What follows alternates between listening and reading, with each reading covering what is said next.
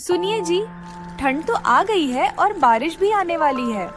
इस ठंड ने तो परेशान कर रखा था, ऊपर से यह बारिश आएगी। और हमारे घर की छत भी टूटी हुई है।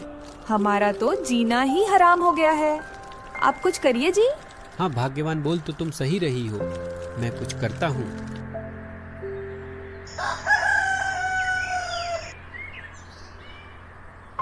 फिर अगले दिन सुबह होते ही रामू अपनी मजदूरी के काम पर जाता है और काम पर जाने के बाद रामू जिसके पास काम कर रहा था उस मालिक से डरता हुआ कहता है, साहब जी, ठंड तो आ गई है और अब साथ में बरसात का भी मौसम हो रहा है और मेरे घर की छत भी टूटी हुई है, जिससे ठंडी हवा तो अंदर आती ही है, साथ में बरसात भी अंदर आएगी, जिससे हमें बहुत ज्यादा दिक्कत होती है। रामू की बात सुनकर मालिक कहता है, अरे तो उसमें मैं क्या करूं, तुम्हारी परेशानी तुम खुद झेलो। मालिक, आप थोड़े से पैसे उधार दे देते तो मैं अपने घर की मरम्मत करवा लेता, साथ में ठंड और बरसात से बचने के लिए गर्म कपड़े ले आता। अरे अभी तो तूने उतना काम भी नहीं किया है जो मैं तुझे उधार दे सकूं। जितना तुमने काम किया था उसके पैसे तुम्हें मैं दे चुका हूं और अभी मेरे पास पैसे नहीं हैं, तुम बाद में कभी ले जाना। मालिक, ऐसा मत करो, आप मुझे कुछ पैसे उधार दे दो। मेरी तरफ न सही, लेकिन मेरी बेटी की तरफ तो सोचो। मेरी एक छोटी बच्ची है, उसका क्या होगा मालिक? मैं और मेरी पत्नी तो ठंड सह लेंगे, पर मेरी बेटी नहीं सह पाएगी। कुछ तो दया करिए मालिक। रामू की लाख मिन्नतें करने पर भी मालिक उसे पैसे नहीं देता है और बेचारा रामू उदास हो जाता है और काम पर लग जाता है और फिर शाम को घर लौटता है। रामू के घर आते ही उसकी पत्नी सरला उससे पूछती है कि क्या आप मालिक से पैसे ले आए जी? नहीं, भाग्यवान मालिक ने पैसे देने से मना कर दिया। जिसके बाद सरला भी अब परेशान हो जाती है। दोनों ही इस बात को लेकर काफी परेशान हो गए कि अब सर्दियों में उनका गुजारा कैसे होगा। अब रामू सरला से कहता है, अभी तक तो ज्यादा ठंड तो नहीं आई है, लेकिन बारिश का क्या भरोसा, कब आ जाए। और छत भी टूटी है। अब तो आने वाले महीने की 1 तारीख को अपने मालिक से पैसे के लिए बोलूंगा और तब शायद मालिक मना न करे। हाँ जी, ये सही रहेगा। आप 1 तारीख को पैसे मांग लेना। और फिर 2-4 दिन बीत जाने के बाद रामू अपने मालिक से कहता है, मालिक, अब तो पैसे दे दीजिए, अब बारिश भी शुरू हो गई है और अब हमें बहुत परेशानी होती है। ठंडों और बारिश से बहुत परेशान है मालिक। रामू के इस बार पैसा मांगने पर भी मालिक फिर से कोई नया बहाना कर देता है और कहता है कि अभी मेरे पास पैसे नहीं है, तुम बाद में ले जाना। ऐसा मत करो मालिक, कुछ तो रहम करो, इस गरीब के बारे में कुछ तो सोचो, हमारा क्या होगा।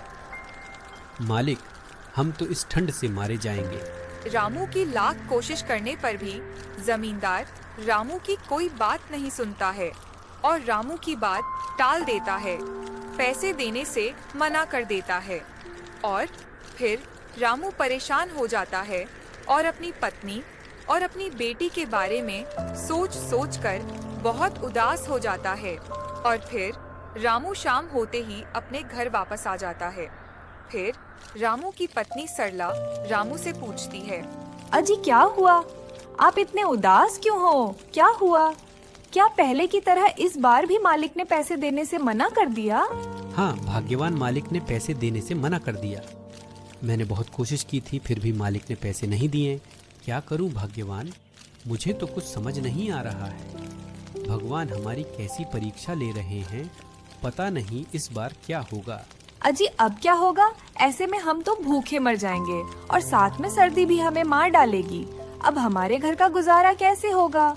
इसके बाद वह दोनों परेशान हो जाते हैं और ठंड से बचने का उपाय सोचने लगते हैं। और फिर थोड़ी देर बाद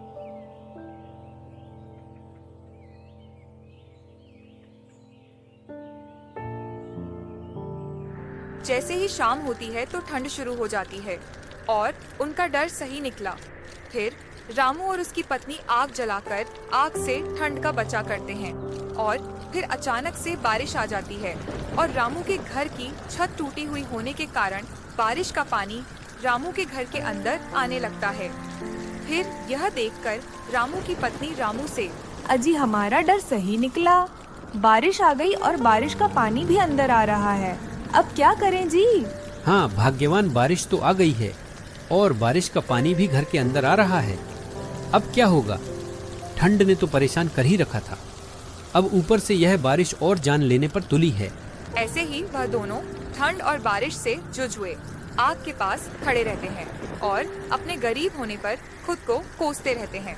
फिर थोड़ी देर बाद ठंड और बारिश ना सहने के कारण रामू की बेटी पिंकी की हालत खराब हो जाती है और वह बीमार हो जाती है और यह देखकर वह दोनों बहुत ज्यादा परेशान हो जाते हैं और रामू की पत्नी सरला रामू से कहती है, अजी देखिए पिंकी को क्या हो गया है, मुझे लगता है कि ठंड ना सहने के कारण पिंकी बीमार पड़ने लगी है, आप कुछ करिए जी, किसी से मदद मांगने जाइए। हाँ भाग्यवान, मैं मोहन दादा से मदद मांगने जाता हूँ, तब तक तुम पिंकी का ख्याल रखना। यह कहकर रामू घर से बाहर आ जाता है और बारिश में भीगता हुआ मोहन दादा के पास जाता है, क्योंकि मोहन दादा उस गांव के एक बुजुर्ग वेद थे।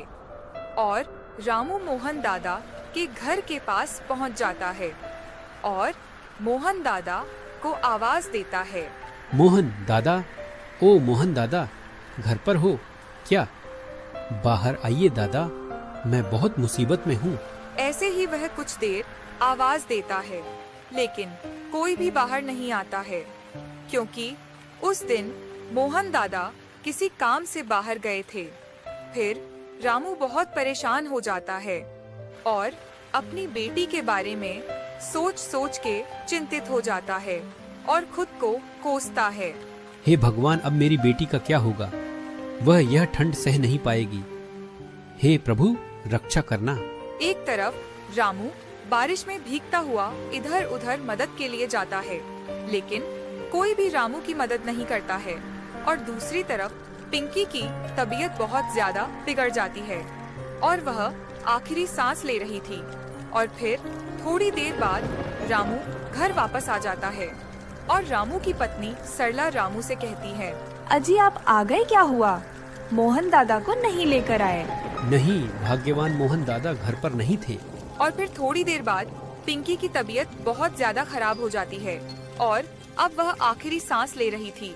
फिर थोड़ी देर बाद पिंकी का चेहरा ठंड से नीला पड़ जाता है और फिर अचानक से पिंकी की मृत्यु हो जाती है। और यह सब देखकर रामू और रामू की पत्नी के पैरों तले जमीन खिसक जाती है और वह दोनों जोर जोर से रोने लगते हैं।